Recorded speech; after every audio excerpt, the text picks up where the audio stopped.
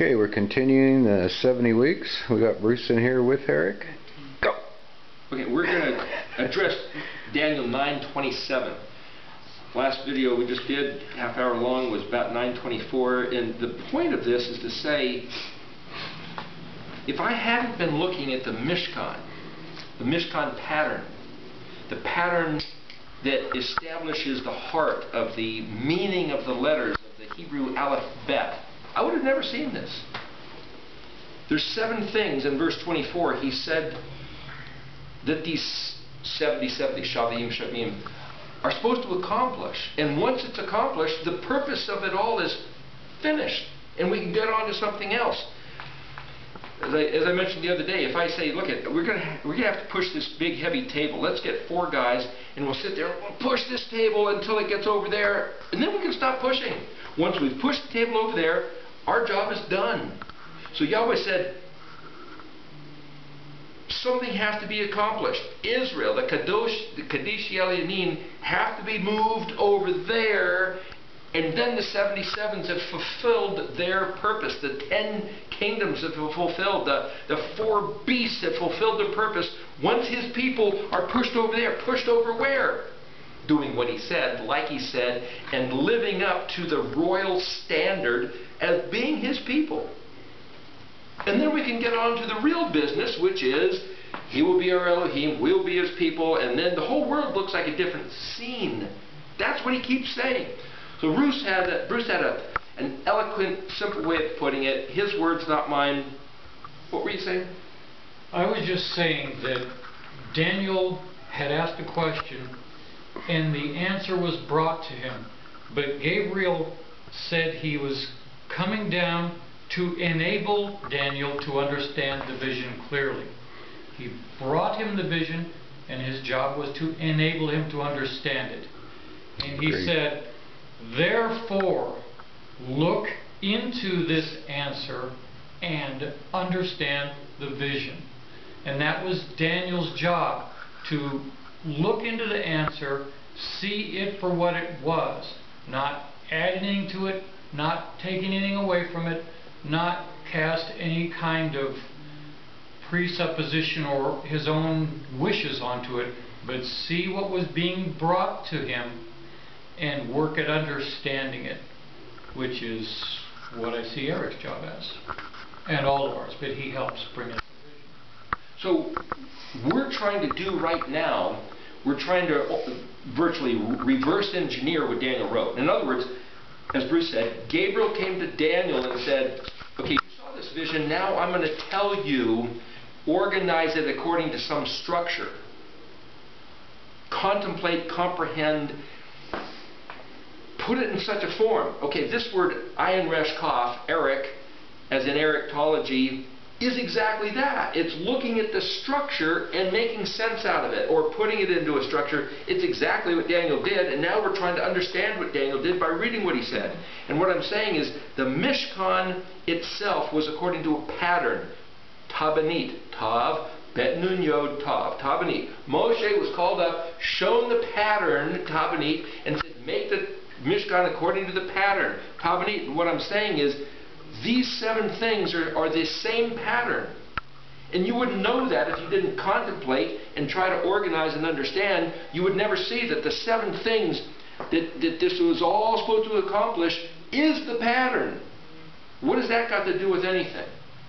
So what if it's the pattern? Well, let's look at verse 27. What he says is, he will forge a strong covenant with many. That's what we're told it says. He who. Is he even in there? If you look at the Hebrew word, it says, Ve-ha-gabir brit la-ravim shavua echad vekatzi ha-shavua. Ha-ve-ha-gabir. The letter vav in the beginning means and, or it means but, or it means in connection to. Vav is a connector, like a nailer hook. It hooks one thing to another. The letter Hey basically is the word va, gabir. It doesn't say he. It doesn't say which man. Gabir literally we could go on with these words. I'm going to try to condense it here. But gaveriot, if you add the suffix iot, it puts it into a different tense, and it's the way of rich people. Gaveriot. Lifestyles of the rich and famous would be gaveriot. So what is gavir? Rich, powerful, important, significant. The word Gabor, you know, like Jaja Gabor, that last name Gabor, that's a Hebrew word, and it literally means master, lord, rich man, mighty, courageous, heroic, valiant. It's like somebody up at the top of all our respect. A movie star, an astronaut, Olympic champion, a politician, a general. But what is this referring to? Hagabir, who? It doesn't say he. Who's it referring to? Was it referring to the Roman general that just slaughtered Jerusalem in the verses before? Is it talking about the Roman Empire itself? Is it talking about the Messiah? Is it talking about the devil? Some noteworthy big shot or something significant. The Gabir, the very next word is Brit. As I said before, in English we say an adjective and then the noun. The white house, the important covenant. But this is Hebrew, it reads opposite. So like in Spanish, Casablanca, well, the noun is first and then the adjective, but here it says Hagabir. Is that a noun or an adjective? Brit, is that a noun or a verb or an adjective? Well, we don't know because we're illiterate. La Ravim, does that mean to the many? Or does it mean to the great ones? To the leaders? Where do you get the word to? Well, it's that prefix letter lamed. La Ravim. But if you look at that letter lamed in the Psalms, it can mean that it's a psalm composed by David. Well, that's the letter lamed, by. Or it can mean for David. This letter lamed can mean a few different things. It's a prefix. But if you look at the word in the dictionary, it's spelled lamed resh bet. It's its own word. Lamed's not even a prefix, and it means composed of many, including or increased by. What's composed of many? Let's look back at is it talking about Hagabir? Is this a big shot, an empire, a nation composed of many? Well, the United States is composed of 50 states. Maybe it's talking about that. The United Nations is composed of many ambassadors. Maybe it's talking about that. The Roman Empire had many Caesars. Is it talking about that? But the subject here looks like it's Brit. A suggestion is one way to look at this. I mean, remember, this exact verse Daniel 9:27, is used to say this beast, this Antichrist, this world-dominating figure is going to tear everybody apart for 3.5 years. That's the way it's been handed down by the Seventh-day Adventists, who just pursue this thing by all kinds of different groups. I'm not picking on them. What I'm saying is that they've made it their point to contemplate, and they give talks for decades. Every year they give this talk about, equating this verse with the verses in Daniel 8 and Daniel 7 and the statue of Daniel 2. This is a subject of great contemplation. And I've not heard this before, but I'm going to tell you that if the word Gabir is related to the word Brit, then that means this is the ultimate great important Brit of all times. And what Brit would that be? What covenant is the greatest covenant that in itself imparted wealth, imparted protection, imparted favor of Elohim onto his people? What covenant was that? I don't know, but Yeshua is the rock. He's the cornerstone. Of what? Of our faith. What did Yeshua come to accomplish? Turn everybody toward Yahweh. Turn everybody towards Yahweh? Wasn't it to restore the covenant? Isaiah 24 says it's the destruction of the last days is for breaking the everlasting covenant. Well, I would think that an everlasting covenant is probably a Gabir Brit, a Gabir covenant, that the covenant that Yahuwah made with Abraham was an awfully good covenant. He says, look, I'm going to be your Elohim, you're going to be my people. Whoever messes with you, I'm going to mess with. Whoever touches you is like poking his finger in his own eye, and I'm going to poke my finger in his eye. And I'm going to favor you, and your enemies will be in awe of you. And what he said to Moshe is he said, hey, listen, this is the ultimate deal. You couldn't get a better deal. And because we kind of spun out, went sideways, got upside down, which way is up, Yeshua came as the rock, the solid one who says, let me show you what you can trust in. You can trust in your Father and my Father, your Elohim and my Elohim. That's what he said. And I'm telling you, you can trust these words. You can trust your life. You can trust your eternal future. This one, Yahuwah, is trustworthy. That's what Yeshua came to show us. And what I'm saying is that if he's talking about the Brit, which is the Gabir, well, part of the study, the Erichtology thing, is to say, I believe that the 22 letters of the Hebrew aleph-bet are the covenant. They compose the pieces of the covenant, the great covenant. You can map each one of the 22 letters as terms and conditions and aspects of the great covenant. Those 22 letters of the Hebrew alphabet. That's a whole other study, but the point is, if the great covenant, the Gabir Brit, now I'm using an English syntax, if the Brit, which is so wonderful that it imparts Gabirness to us who are part of the covenant, La Ravim might be an adjective, a quality attribute describing the great covenant. In other words, it's not talking about the Messiah or the devil or the Roman emperor. This La Ravim is talking about the covenant. And the Gabirness of it is talking about the covenant, the Brit. And Brit, Bet, Resh, Yod Tav. Yod Tav can be a suffix, and Bet Resh can mean pure and clean. Bet Resh He means to recover, restore. Bet Resh Resh is to set apart, separate, chosen, made clear, investigated. It all has to do. Ha, Bara, Hey, Bet Resh He is syllable pronunciation, phonetics. Those are what is composed of words and letters. All this I'm trying to validate that the Brit is the covenant Yahuwah made with Israel by voice, and that if we read his words, we'll see, composed in the letters, the terms and conditions, pure and clean and clear, of what he said to do, how we are supposed to relate to him. Now, that being said, I'm trying to establish here that I can look at the 22 letters of the Hebrew alphabet and say that it has something to do about the terms and conditions of what we've sworn ourselves allegiance to, which is composed of the 22 letters. So that La Ravim is the composition of the Gabir Brit. I'm just focusing on 3 words here. Okay, now, I'm going to read something. 4 more words. 7, 1, and partitioning the 7. Shavua echad bechatzi hashavua. I'm not saying week. I'm not saying group of 7 years. I'm saying 7. You got a picture in your mind? That's a quantity. There's 7 of something. 1. 1 what? Is it saying the 7 is 1? Is it saying the 1 is divided into 7? No. 7, 1. That's what it says here. It doesn't say week. It just says 7, and then it says 1.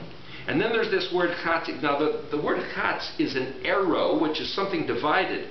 But you can divide something more than once. If you have a roadway with a line down the middle, that roadway is chatzi, it's divided in half. But if you have a freeway, like in LA, where they've got 6 partitions, you've got a 7-lane freeway. So you've got 1 freeway, and it's partitioned into 7 lanes. 7, 1. And partitioning the 7. Well, you could partition into 7. That's not what it says. This is Hashavua. It seems like it's saying the 7 have been partitioned. So if 1, now I'm going to reinterpret this here. If the 1 thing has been divided into 7, and then the 7 have been divided themselves into some other number, into what other number? La Ravim, multiples. Suddenly, because I've been looking at the Exodus 25 or Exodus 35, where it's talking about the design of the menorah was one piece of gold that Bezalel hammered out into 7 branches. So now we have one that's 7. And then he says each of these 7 branches is hammered out into cups.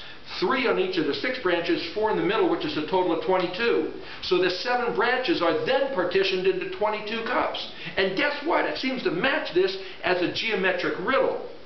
The Brit, which is following the aleph-bet, according to the Mishkan pattern, the Mishkan being 7 pieces, is at the heart of understanding the alphabet. So you have a 22-letter alphabet, which can be interpreted by looking as a menorah pattern. It's 1 divided into 7, which is actually divided into 22. Well, 22 divided by 7 happens to be 3.14, which, what do you know, that's pi, which is a different matter. But what I'm saying is, it fits kind of a geometrical riddle. The next word, Ishavit. The middle of that, well, it's spelled Yod, Shin Bet Yod Tav. Yods and Vavs in between consonantal letters kind of act as wild cards. You move that Yod for a second, and the word is Shabbat. Shin Bet Tav. Oh, Shabbat, that's the 7th day. Well, it also means to sit, to dwell, to remain. It also means to be explained. So if this is explaining the riddle, what explains the riddle? The next word, Zavak, Zayin Bet Het. That's the word sacrifice, slaughter, or feast. So some sacrifice is explaining the riddle of the 7, which is 1, which is divided into 22, which I maintain is the skeletal pattern of the Great Covenant, which enriches not only Israel, not only an individual, but enriches the entire world, which is what Yahweh said, that anybody that wants to be blessed will ride on this covenant given to Abraham, and the entire world will benefit, just like the entire world benefits from Yeshua's offer to restore us back to this covenant. Even the people that don't believe will get blessed if Israel comes back to the covenant. Everybody's going to benefit. But they're like, what is it? What slaughter? The great slaughter. The only slaughter that really makes any difference. The slaughter of Yeshua. He was slaughtered by the Romans back then, that was talked about in verse 25 and 26. His slaughter, what has that got to do with this? Explaining, or explained by the slaughter, now we have the next word, ve'manacha, vav, mem, nun, het, he. Well, the word mem, nun, het means to coin words, set to music, assign terms, or deposit. As a master of ceremonies, guided and directed, landing ground. So what I'm suggesting here is that to understand the slaughter of that man is what sets to terms and explains the 22 letters of the aleph-bet according to the Mishkan pattern, which is to say, as another study we talked about in Daniel 12:4, hide the word and seal the book until the time of the waking up, or until the time of the end, that this phrase, ayin dalet, ayin tav, understand the door, understand the terms of the covenant. The terms of the covenant is a catch-22 with understanding the door. Yeshua said, I am the door, which means that if you could take the same letters and say these are the terms of the covenant, ayin tav, and these are the terms of identifying the Mashiach, ayin dalet, and the two are a catch-22. You can't have this without that, you can't have that without this, so you have both or neither. So if we realize the same 22 letters are the terms of the covenant and the identity of the Messiah and his slaughter, which is another video that we did showing that all 22 letters talks about Yeshua being the one sent from heaven, coming down here, being slaughtered by the Romans, buried in a tomb 3 days, 3 nights later, resurrecting, coming back to life, ascending up to heaven, and coming back as the Resh man to gather up his betrothed. That's the meaning of the aleph-bet.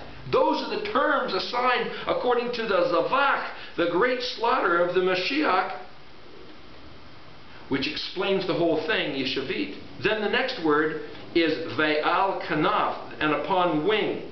Well, the word ayin lamed, or ayin lamed hey, is the high part, to be lifted up, to ascend, to be promoted to a higher dignity, to succeed. Well, kanaf, that's wing. What do wings do? They swing up, they swing down. They swing up, they swing down. So the swinging, the upswing, Yahweh said, if you break these words, I'll give you either the curse if you break them, or the blessing if you do them. And if you have done them and you get blessed, and you betrayed them, you get cursed, and if you have betrayed them and get cursed, you come back to them, you swing back up. It's a teeter-totter. And the fulcrum is, what does Israel do with these words?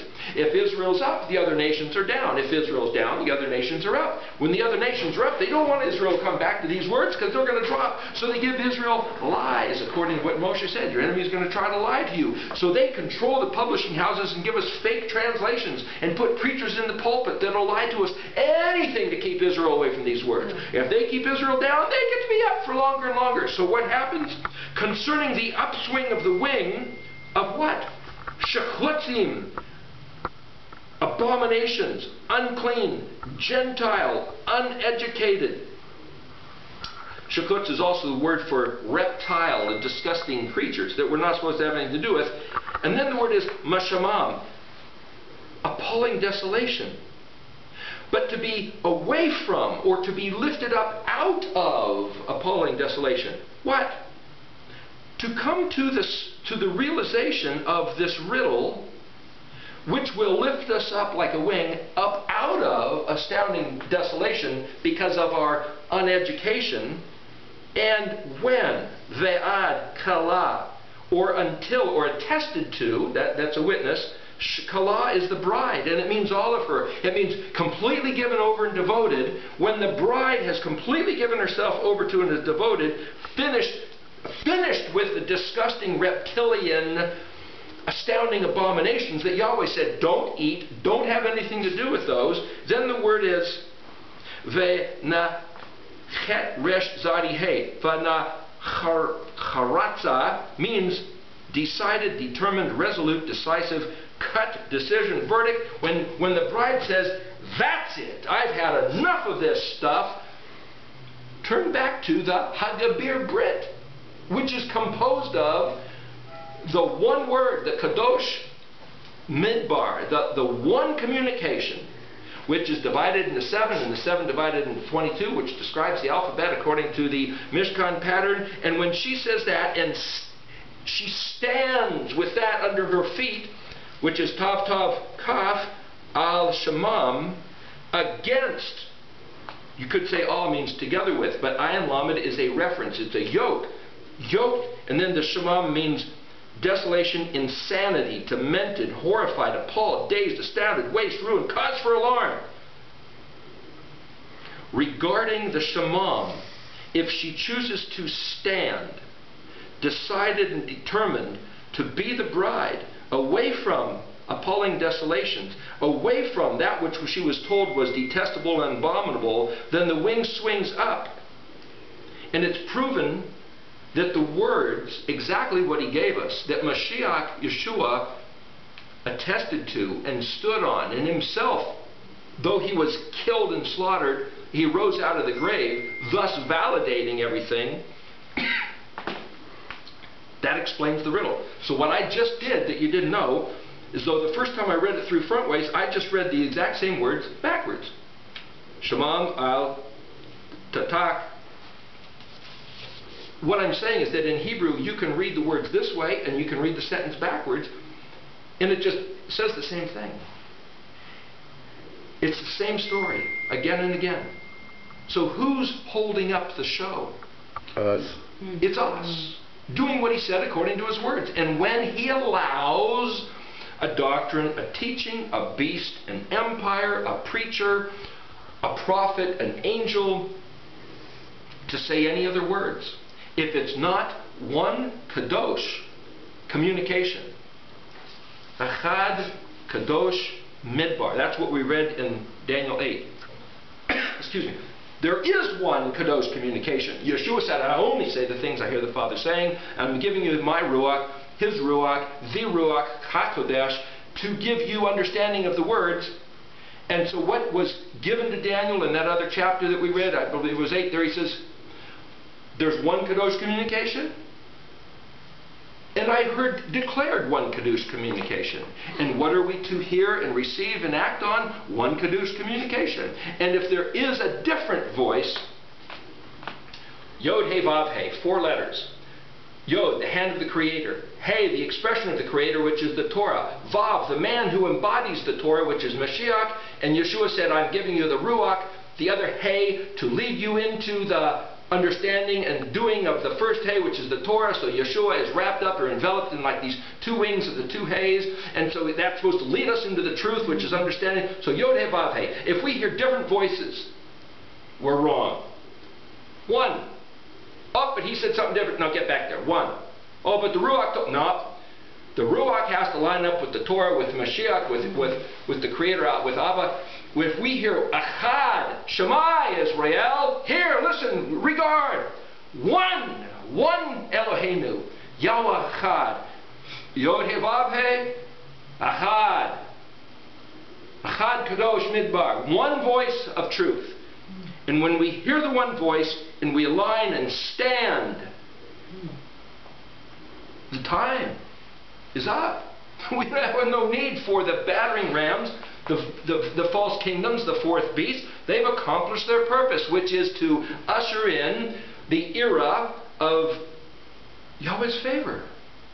So I choose to believe that story. I choose to believe Yahweh's favor. And it says, as we read somewhere else, that righteousness will suddenly sprout and bloom. The same picture of Aaron and all the other leaders, all the other opinions and authorities and teachings. They all have their staff, their stick. Who should be the priest? The word priest is Cohen. Kaf He Nun. Kaf He means yes. Kaf Nun means yes, so, truly thus. He Nun is He Nun He, behold, look, glad and pleased. So the Cohen's job is to point to the truth with gladness. Behold, look, this is the truth. That's the Cohen's job. So Aharon, his staff overnight, budded, sprouted, blossomed, leafed, flowered in fruit. And it's like, look. That was Yahweh's way of authorizing. So this picture of that he was to be the one guy who was the high priest. So the picture of the Zadi, which is the sprout, lining up with the Ark of the Covenant. Meaning these words will cause a sprouting of life, a resurrection, even unto death. Yeshua lining up with saying he was in the grave 3 days and 3 nights. He sprouts back to life. That's a picture of the Zadi. It's not in the English language. They dropped that letter. Hebrew became known as Phoenician, became Greek, became Latin, became English. The Semitic language group dropped the Zadi. If you're trying to read his words without the Zadi, you'll never see the resurrection. You'll never see the promise. The hope set before us is that he will restore his favor, will restore his people to be the Kadoshi Elyonin that will rule the world in righteousness and life. With his favor and his glory, his kavod will fill the entire earth. And at that time, everyone will look back and say, let us go up to Jerusalem, where his word goes forth.